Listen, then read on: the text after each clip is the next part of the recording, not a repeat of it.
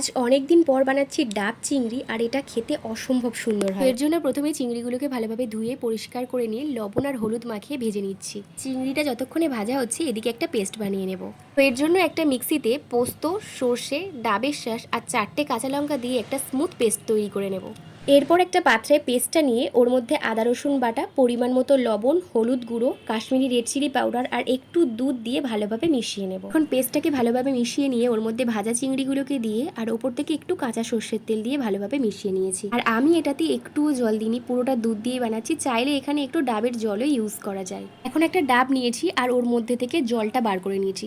এরপর চিংড়িগুলোকে একে একে ডাবের মধ্যে দিয়ে গ্রেভিটা ওপর থেকে দিয়ে ডাবের মুখটা এরকম আটা দিয়ে বন্ধ করে দিয়েছি। এখানে চাইলে আটার বদলে ডাবের কাটা অংশটাও ব্যবহার করা যায়। এখন কড়াইয়ে এরকম একটা স্ট্যান্ড বসিয়ে নিচে জল দিয়ে ডাবটাকে কিছুক্ষণ রান্না করে নিলেই তৈরি আমাদের সুস্বাদু ডাব চিংড়ি। আর এই রেসিপিটা গরম গরম ভাতের সাথে খেতে জাস্ট দারুণ লাগে।